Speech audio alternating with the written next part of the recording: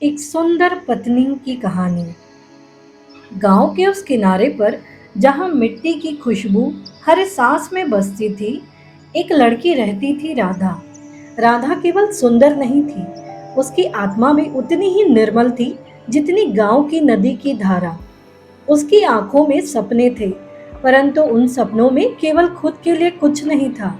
वह चाहती थी कि उसका परिवार, उसका गांव, हर कोई खुश रहे। जब राधा की उम्र विवाह योग्य हुई तो दूर दूर से रिश्ते आने लगे। लेकिन राधा ने अपने माता पिता से कहा, मुझे कोई ऐसा जीवन साथी चाहिए जो मुझे सम्मान दे, मेरे सपनों को समझे, न कि केवल मेरे रूप को देखे। कई जगहों से प्रस्ताव आए, पर राधा ने चुपचाप इनकार कर दिया।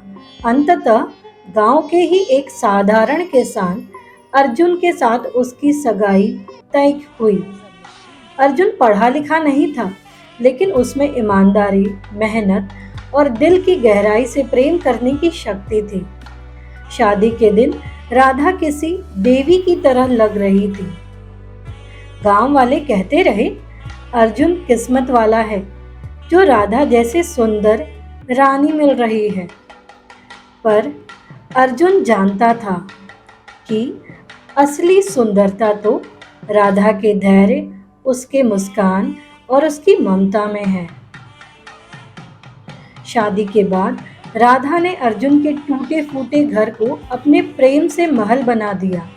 मिट्टी के आंगन में हर सुबह तुलसी के पौधे को जल चढ़ाती, चूल्हे से उठती रोटी की खुशबू में पूरे घर को भर देती, खेतों में अर्जुन के साथ काम करती और रात को उसके थके हुए कंधों पर चुपचाप हाथ फेरते हुए उसकी थकान हर लेती।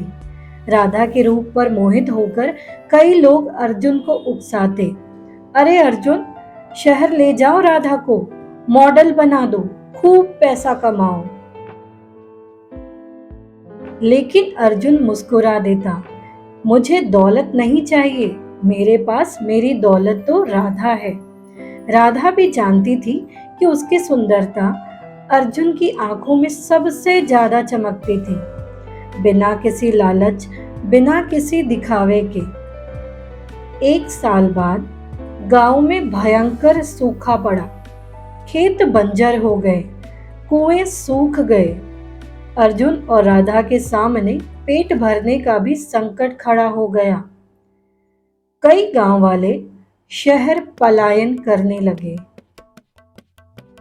अर्जुन भी परेशान था, लेकिन राधा ने उसका हाथ थाम कर कहा, जहां तुम हो वही मेरा घर है। हम भूखे रह लेंगे, पर एक दूसरे का साथ नहीं छोड़ेंगे। राधा ने अपने हाथों से घर के बाहर एक छोटा सा बगीचा लगाया, थोड़ी सी सब्जियां, थोड़े से फूल, और फिर उसने गांव की औरतों को बुनाई और कढ़ाई सिखानी शुरू की। धीरे धीरे राधा के बनाए कपड़े और बैग आसपास के बाजारों तक बिकने लगे। गांव की औरतों को भी रोजगार मिल गया। अर्जुन का सीना गर्व से चौड़ा हो गया। राधा ने न केवल अपने परिवार को, बल्कि पूरे गांव को बचा लिया था। समय बदला, गांव फिर से हरा भरा हुआ। अर्जुन और राधा का घर अब प्यार और सम्मान से भर चुका था। लोग जब राधा को देखते तो बस यही कहते, यह केवल सुंदर नहीं बल्कि पूजनीय है। राधा जानती थी कि सुंदरता केवल चेहरे की नहीं होती, बल्कि त्याग, प्रेम और संघर्ष से होती है। वह जानती थी कि अगर दिल सुंदर हो तो सारी दुनिया खूबसूरत लगती है।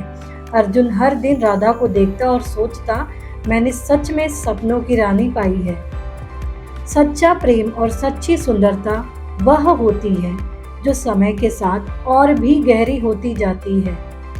चेहरे का नूर एक दिन कम हो सकता है, लेकिन आत्मा की सुंदरता कभी नहीं मुरझाती।